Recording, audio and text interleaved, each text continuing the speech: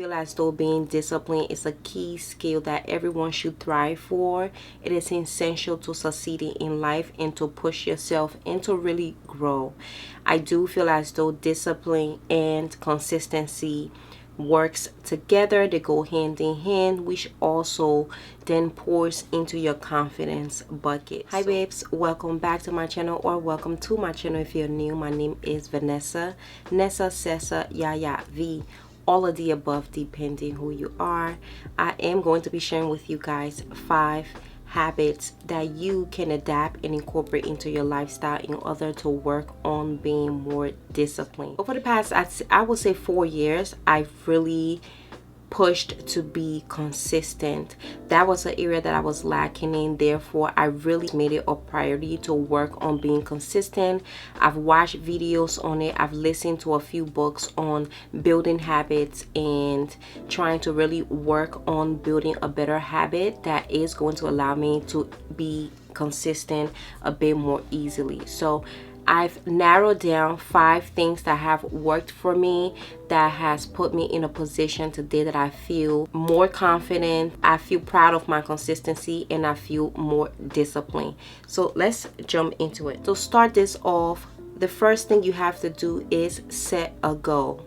Setting a goal is really important, and you have to get really specific and very clear with the goal that you're setting. So whatever it is that you're trying to work on in order to create a habit or to be more disciplined in that area, it has to be clear. So write down, pen and paper. For me, I do a lot of writing and a lot of journaling on my iPad, but get a piece of paper and write down the goals that you would like to work on. Be clear and specific on what those goals are. Once you set your goals, you want to write down the purpose behind your goal. Why are you doing this, or why does this matter to you? So you want to be more clear, and it has to be more tangible. So whatever your reason is has to be personal, has to connect to your emotional side. So you want to figure that out, and you want to draw that down. Another thing, when it comes to setting your goals, try to keep your goals small. You do not want to overwhelm yourself, because what we tend to do is we tend to get excited about certain changes that we want to make, especially when you've gathered a lot of information or new information that maybe has motivated you, and now you're excited to work on yourself.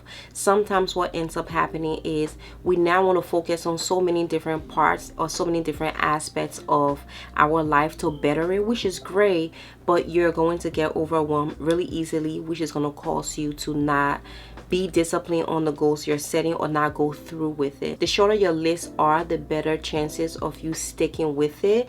So start with little goals. Start with maybe 1 or 2 habits you want to build and go from there, or even 3 habits, but I wouldn't try to change too much out of your routine. An example of this would be, let's say, workout. If workout is a goal of yours, or to work out a bit more consistently, you want to find a why. Why do you want to work out consistently? You want to write those things down and have a reason and set those goals, those quarterly goals. For me, when it comes to setting a goal for the year, what I've realized in the past 2 years is that I prefer to set quarterly goals.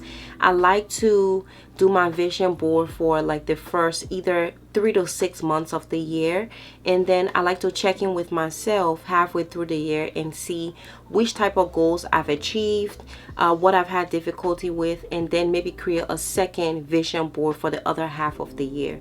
I find that this helps in keeping my attention a bit more narrow and not feeling overwhelmed, because it's not really realistic to set goals for the whole 12 months out of the year versus you setting goals for maybe 3 months at a time. Achieving those goals, you're better able to kind of get into the details as to what's lacking or what is maybe not working and switch it up. So set small goals, a short list, and make sure you have a purpose, meaningful purpose behind why you want this goal. Habit number 2 would be schedule what's important. This hit home for me when it came to being more disciplined and being more consistent, because a lot of the times what ends up happening is there is something that you need to do, but you leave it for when you have a little bit of time at the end of the day. Or, okay, when I'm done work, when I'm done cooking, when I'm done cleaning, doing the laundry, I have to make sure I read this book, or I have to make sure I work out today, or I have to make sure that I go grocery shop today. So what ends up happening is you end up going through your day doing all of the other tasks that you deem as important, because things that are important get scheduled, and at the end of the day you're either exhausted, you've run out of time, or you completely have forgotten that you had to do that thing. And then you repeat the whole thing the next day by realizing that, oh, I really have to remember to do this thing. So scheduling what's important is going to prevent you from having to fall into those patterns. When you think about the workforce, for example, or when you think about your bosses, they schedule meetings with you for things that are important. There are deadlines for things that are important, and you do not flake when you have an appointment. You do not flake when you have a meeting that is scheduled. You show up, you get your work done, because there's a timeline that forces you to follow guidelines. Same thing should apply for you. You should be your biggest cheerleader. You should matter just as much and even more as your jobs or your bosses. So what this look like is, if your goal is to work out consistently, schedule your workout weekly. Have a time, and your schedule has to be precise and exact. You're putting that time frame on a specific day out of the week on your calendar. It should show up on your calendar as something you're scheduling with yourself. If reading is something you're trying to get into, that should show up on your calendar. Set it for on a weekly basis. It should show up as a reminder. And the most important thing when it comes to scheduling something that worked for me was, I purposely do not hang out with friends when I have a schedule task. When someone call you and say, hey, what are you doing Friday, I tend to either pull out my calendar. At this point now, because this is a habit that I've built over time, there are 2 days now that I stay away from really booking things, and Sunday was one of them. I've touched base on this. Sunday is my reset day. I don't like to go out, I don't like to do stuff, so I will say no if there's something that's going on that day, unless it's something really important, like a family member's birthday or something like that I have to accommodate for. And if that is the case, you then have to make arrangement, right? You are scheduling these events, therefore move it to a different day. So that's very important to make sure you're blocking off those time frames. An example of this for me has been YouTube. It has been a really struggle for me to find a day out of the week that I could put a video up. That has been the hardest thing for me. I've never really had a schedule with YouTube, because for me, YouTube isn't a hobby, but it is a important hobby to me. And being consistent on YouTube, I don't know, it just makes me feel good, because this is something that's important to me. I set the time aside and I do it, but I enjoy doing it. But I wanted to be consistent in this area. So Fridays has been my film day, and then Sunday is my upload day. So typically I'm editing on Sunday and I'm uploading on Sunday. And then I have another day out the week that I schedule brainstorming as well. So make sure you're scheduling the things that are important to you, and then work everything else around that schedule. Third habit that I would recommend is to plan ahead.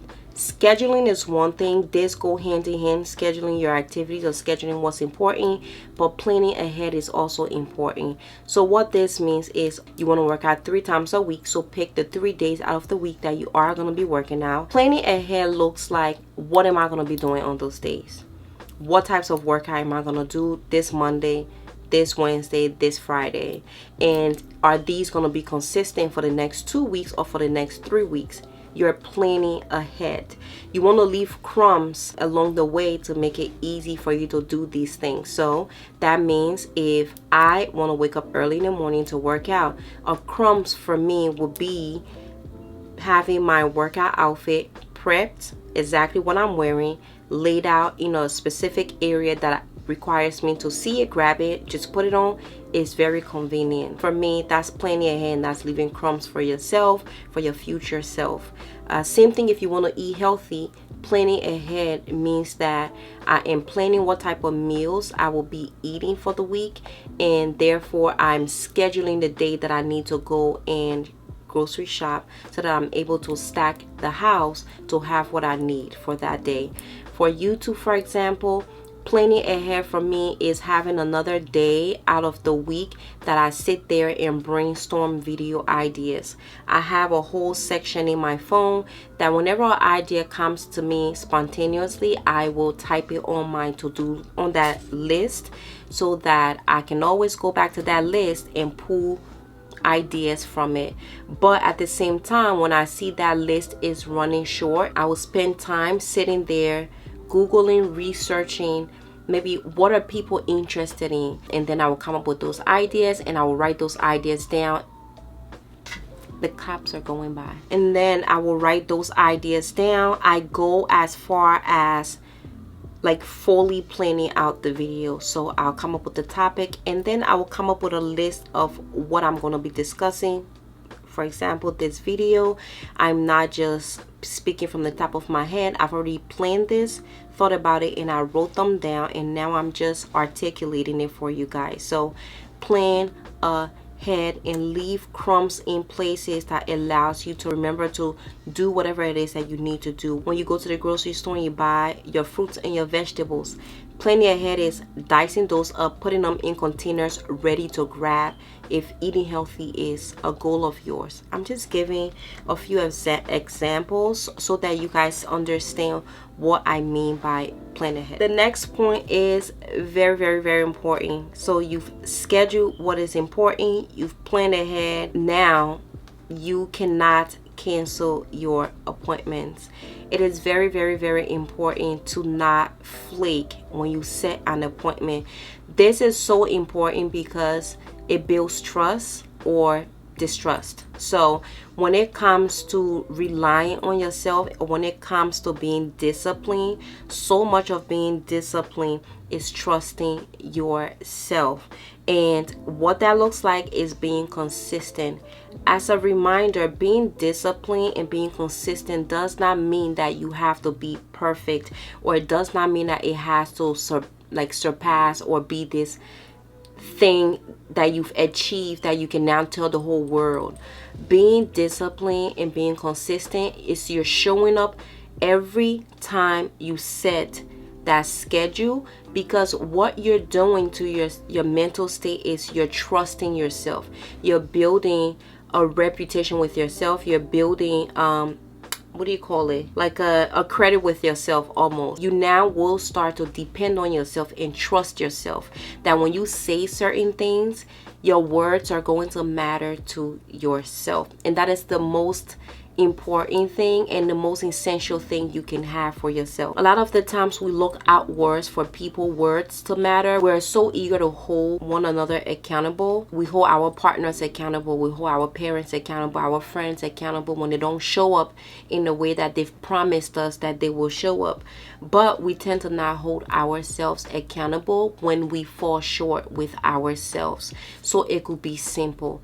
Back to the workout routine. If working out consistently is your goal and you have 3 days out the week, show up for that workout regardless of anything.